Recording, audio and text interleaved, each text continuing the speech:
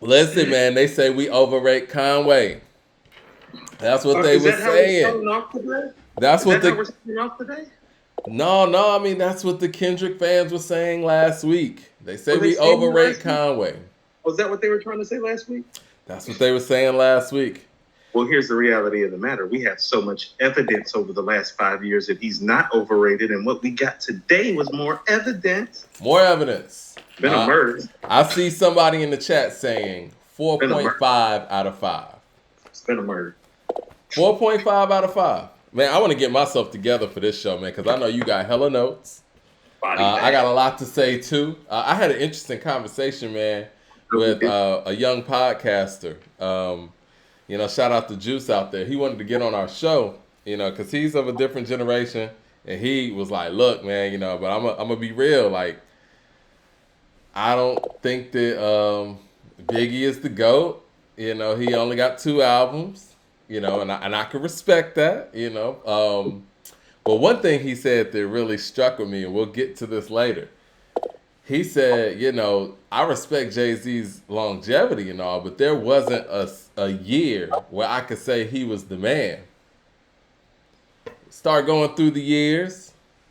I understand what the young man's coming from. You know what I'm saying? Shout out to Juice, but He we wasn't kind of there. got to 90, because I said, all right, definitively, I was like, well, 99, You're not. 2001. And he said, and I think this is a very good case, he said 99 is still DMX. I was like, I was there. Kind of was. And so, especially if we're talking about Volume 3 and the fact that Flesh of My Flesh was December 98, carried over, and then he dropped, and then there was X in 99. What's My Name? What These Chicks Want From Me. I was like, you know what? You might have that. And then that famous Woodstock footage, that was 99. Where DMX was out there on stage in Woodstock, that was 99. I think Oh, DMX was bigger than Jay-Z in 99. how old was Fam? How old was Fam you talked to today? How old is Juice, man? He can't be no more than 25. You know what I'm saying? 25? Yeah. That's a nice little historical recall by that young man. And when I'm looking back on it, because when you said "Flesh of My Flesh," December '98, I was like, Yeah. "Oh yeah." And then, so '01, if we definitively give Jay '01, which I think is the year to give him, he lost the battle to Nas in that year. So, Well, it's I mean, interesting. a comparable album got released. Even if you feel like the Blueprint is better, which you're totally entitled to, Stillmatic is a comparable album, But and it he happened lost. in December, so I will say that whole year, Jay-Z was riding off of the momentum of some of the stuff in the Dynasty, right? And then '01, he pretty much had that whole year for the Blueprint. Summer Jam that year, that was '01. So I'll give him '01. Right, but there was that Stillmatic freestyle diss over the Paid in Full beat, and then there was Ether, and then Stillmatic was great. So it's like, even with that, it's like, you Even with know, that, that's a hands down. yeah, And that's a this is long me story, Mark. talking. I would That's say '02, Eminem. I'll give Eminem that. 8 Mile, you know what I'm saying? The Eminem Show, which I think is his best work. '03, that's 50 Cent. '04, that's Kanye West. hold on. We done got a little back off anyway. But we'll get back into that stuff. Right. This We'll is get kind of back. a show intro because, we're getting people in the room before we start talking about this Conway the Machine. But it does kind of go in context in the fact that past couple of years, the best MC in the game has been Conway the Machine. And today, he Yes. proved that even further. A lot of people, the criticisms that there are for MCs like himself, Benny, Pusha T, is the fact that it's dope boy rap, dope boy rap, dope boy rap. We constantly on this show highlight the cow. And that is the moment, well, one of the moments that lets you know if you're really a Griselda listener, this guy's different. This was a moment early to let you know this guy's different and he could do a lot more. I feel like on this album, he took that album type of approach and gave us a lot of versatility, a lot of deeper messaging, spoke about some things that he normally doesn't speak about, and it flowed. Production was on point. I understand the decisions. Like we were saying, I think it was last episode, the choice of piano, putting those two songs out, didn't really blow us away. But I was like, yo, we might need to listen to these in the scope of the album. And that's exactly what this was. Nas No, the GOAT says Conway the best MC over Nas. That's disrespectful. Okay, all right. Listen. I'll put this in context. Yes, I believe Nas is probably the best MC in the game based on what he did last year. But we're talking about people in the primes of their career. And if anyone thinks that what Nas is doing right now is prime Nas, they are more than willing to feel that way. But in my opinion, I lived through some of the prime Nas work. And so I kind of put what Nas is doing more of on a LeBron level right now. You know what I'm saying? Like, it's awesome work, but I kind of want to, the people who are creating their legacy right now. What Nas is doing right now isn't creating his legacy, it's cementing his legacy on a whole nother level. So it's a little different. So to all of those things, let's start unpacking them. First of all, Nas the GOAT is making very valid points. Mm-hmm. But let me start off by saying this. This album is not better than Magic, and lyrically, he does not sound better than Nas does on Magic as an MC.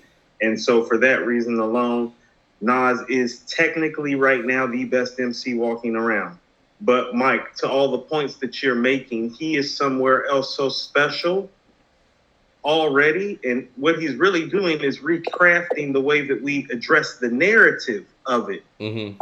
And so not fair to put Conway in a grouping with somebody who is literally reshaping the narrative of what we look at in the GOAT MC and having a run this great, this late.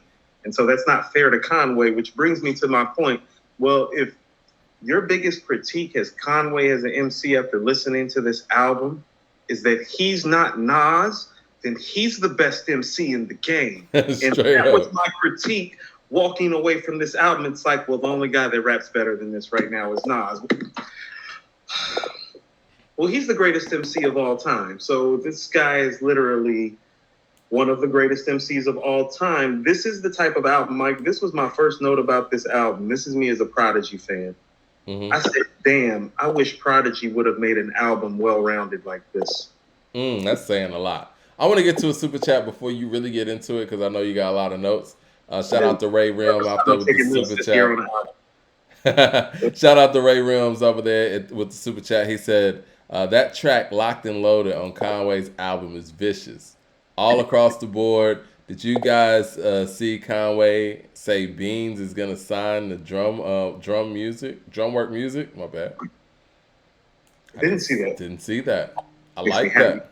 Makes me happy. I like that. You know what I'm saying? And I love the love that Beans is getting. You know what I'm saying? Like, he's well deserved of it. I think we've said on previous shows that, Beanie Siegel being the MC at the caliber that he is, having to basically work his prime years and make his albums under the circumstances that he did, he made the best music possible.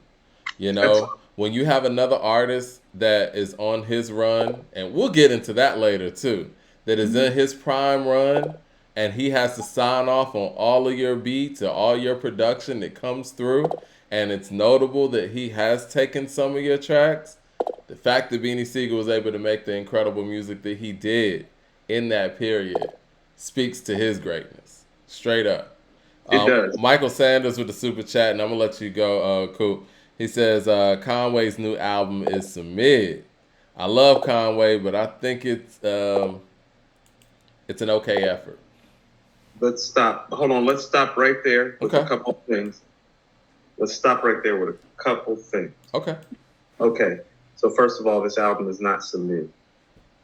What it is, and this is what we spoke to, Mike. I told you, I said, you want to know what? No, let's go back to Siegel. We're going to address the fact this album is not some mid, but I want to go back to Siegel since we brought up Locked and Loaded. Locked and Loaded is a great way to start off this album, Mike, because it's on message with who Conway is and what Conway's core base is, and it's right in line with Siegel. A couple of notes about Siegel. When you're hearing Siegel on Keep Dealing, off Pusha T's Darkest Before Dawn a few years ago, you're like, man, what has happened to Siegel's voice? And you realize his voice is never going to be the same. But what you really hear on Keep Dealing is like he's not lyrically like in the same place, and so you're kind of like a little disturbed by that. But Siegel's more in pocket and sounds more like Siegel, the lyricist on this record, even though vocally he's obviously not the same anymore. And so it's a great way to start off. If he is signed on drum work, I'm super excited for him about that. This album is not some mid. This album is well-rounded and different from an artist that makes this style of music that Conway typically makes. That's why I said, damn, I wish Prodigy would have made this album. Because you want to know why? That's the only thing that really kept Prodigy from being in the upper echelon when he was here. Is that he wasn't well-rounded. And here's exactly what I'm about to say to it. A lot of dudes talk about hustling, but then there are dudes that talk about hustling and murder, Mike. You feel me? Mm-hmm. Like Prodigy and Conway, they talk about hustling and they talk about murder and robbery. Like they don't just talk about the hustling side of things, they talk grind. All right? Mm-hmm. You don't hear that grimy killer talk really on this album. What you hear is a man that's addressing his depression, his alcoholism. Mm-hmm. The beat selection reflects his mental state. Very much like, and listen to what I'm about to say, very much like Redman on There Is a Dark Side, if you're going to catch my drift. Remember the beats to There Is a Dark Side? It fit Redman's mood. And it wasn't until you listen to it a couple times that you really understood. It's like, oh, no, he's somewhere else. This ain't the rah, rah, rah guy. He's still there. And it's like, so that same gritty guy is there. And he really starts off the album giving you that guy. But the point was to show you the other facets of the guy. So he got really real on this album. He got really real. And I liked it, and I enjoyed it. Right, and you can't knock. Like think about what the critique of his. Well, all he talks about is selling drugs and shooting people. It's like, well, there's not really a lot of that going on this album. There is him talking about hanging out with the Pagulas who own the Buffalo Bills in the press box, because guess what? That's really going on. There is him talking about not seeing his son because he's having issues with his baby mother. That's really going on. Mm-hmm. You feel what I'm saying? Mike, he tells a story at the end of the album about the night that he got shot. He tells the prelude to it. That's real. And so when the guy is actually talking, listen to what I'm about to say. When the guy's actually talking like Scarface and lyrically rapping like Nas, I was just about to say, this album as far as tone-wise, reminds me very Scarface-ish. And you hit the nail on the head there. That's exactly what I was getting from it. I'm gonna go to the track list real quick. My specific thought was that he's more Scarface than Beanie Siegel on here, because he's usually more on the lyrical side of it. It's like, no, he's making you feel it this time, and he's sprinkling like his top level lyricism in. Yeah. I got tons of notes. We can keep on going. I feel like you. This was a more steady production job, beginning to end, from a king to a god. He picked beats that fit his subject matter, that fit his mood, even if the mood wasn't like the super gangster guy. You know what I'm saying? I mean, I liked it. I mean, just our first couple listens, and I love From a King to a God. I mean, there's some. I don't want to say I like it more. I like it just as much right now. I'll put it that way. Right. I don't know if it's because it's new or whatever, and we'll let some time, mull over that. But this kind of hits you in a different dimension. Shout out to Nas the GOAT for the super chat. He said, honestly, I don't think Conway is out rapping J. Cole right now. J. Cole's the best MC in the game. I think Benny is still slightly better than Conway as well. You know what? I'm a Benny guy. Anybody that's been listening to the show since we've been doing this thing and really praising Griselda High knows that. But Conway's rapping on a different level than Benny right now. If we're talking about putting together the music. I guess if all three guys were on the track, maybe we could debate about things like that. But when it comes to putting together that skill set on a record and on an album, Conway is running away with it from these guys. You know what I mean? That's what I was about to say. So let's say that you feel like lyrically that all these guys are on the same level. Well, what I'm going to submit to you is, well, who makes the best songs and the best albums? Because that's Conway. Yeah, because From a King to a God and this right here, God Don't Make Mistakes, like Benny and J. Cole haven't really touched that in the past 3 years, to be perfectly honest. Definitely not in the last 3 years. And Forest Hills is the only album between the two of them that even needs to be considered or not mentioned. Tana Talks 3? I was say 4. I want to hear 4. Tana Talk 3, maybe. In the back of my mind, I was thinking Tana Talk 3, but I don't. But I it don't ain't from a king to a god of this. No, it's not, because here's the thing. Like, how about this? I told you, like, Rick and 97 Hove are my favorite songs on Tana Talk 3. It's like Lemon, Jesus Crisis, and Juvenile Hell are better than those records. They are. Shout out to Kenneth Palmer for the super chat. He says, "There's a Dark Side. It's an underrated album." We always kind of speak of Redman in underrated tenses as well. I mean, Redman, he's a pioneer when it comes to, that rah-rah shit, that bullyfoot rap. Actually, a lot of this kind of, outside of the dope talk, but just the punchline heavy shit that we really like from Conway, at least the approach, that does kind of start with Redman to a degree. Yes.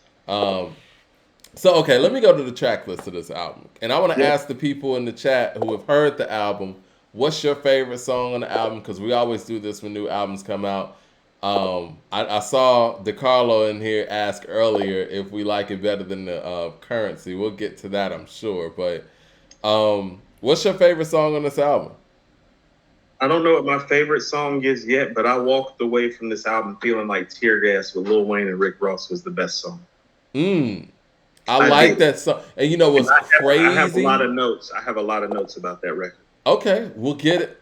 Let's do it. Let's get into the notes about that record, because you know what? When I heard that record, actually, when you see the title and you see the feature on there, you're kind of thinking it's going to be something else. And then it turned out to be, so as far as me, it turned out to be something I didn't expect. The tone of a song. It's a special record. Yeah. So let's first of all start off by saying that, like, we've now heard Wayne get on Griselda tracks now, like, for a minute. Like, this is the second track him and Conway have done together, because they were on Ritual with AZ off Do or Die 2. Mm-hmm. And Wayne was on Bash Money. Like, can we just say this? Wayne is out here annihilating the track. This is why I be saying it's like all that Drake talk. When Wayne does verses like this is why I don't want to hear that Drake and the greatest MC conversation, because he's not better than Wayne. And all Wayne's been doing like the last year and a half, 2 years is giving evidence to that. These are bars. These are crazy bars. Like, he is rhyming his ass off right now. I'm like, people should be afraid of him for the first time in a very long time. They should be afraid of him for the first time in a long time. And I want to say this about Conway. Conway is aware that he's in this space and is okay rapping right next to him and is rapping just as well. Wayne is, he's so proven in what he's done, and he's so influential to a certain generation. I'm one of the people who, I wasn't wowed by Wayne until, like, I think it was Dedication 2. I like the Carter 2. And I liked the Carter 1. I liked some things he was doing on there, but it never was like, okay, he's spazzing and he's, in that conversation. All that to be said, man, he's earned his stripes out here. He's one of the most influential MCs ever, especially when you talk about the current generation. And he doesn't have to be doing what he's doing right now. He needs to be the one that's taking that Kendrick Lamar break. He's earned that. You know what I'm saying? This man has been doing this since like 97, since he was a child. He's earned that. BG's is before 97, I think. The BG's album with him and BG, like, he's like 13 years old. Wayne is Wayne's been doing this since he was like 13, 14 years old. As far as like on a high level, take a 5-year break. On a high level, we could say Carter 1 or maybe 500 Degrees, wherever, you know what I'm saying? And then not to mention the mixtapes, all that stuff. But his peak starts at Carter 1. Yeah, where people start recognizing him to this degree. But again, he doesn't have to be doing this. And it's really impressive in the fact that he's spreading the love. And once again, and I hate to continuously bring Kendrick Lamar in these conversations, man, but it's no excuse. You got somebody like Lil Wayne who does not have to be doing this. His legacy is cemented. Let's keep it real. He probably doesn't need the money or whatever. You know what I mean? Like, this is love. This is love. It's unnecessary. He doesn't have to be doing this. He's cemented. You want to know why? Anybody out here want to talk like they the top MC in the game and you ain't making no music and doing no features or whatever, man? Come on. No excuse. You want to know what?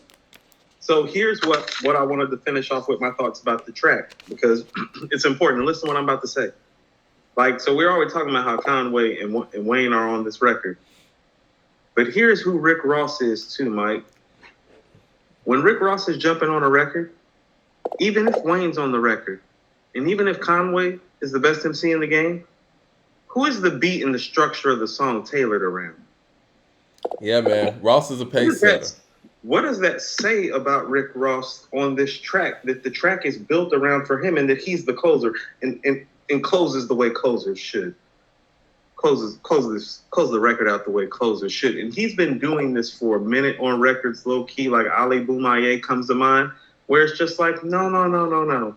He belongs right there because he's great and he's iconic and people just need to start recognizing more. This was the best moment of the album to me.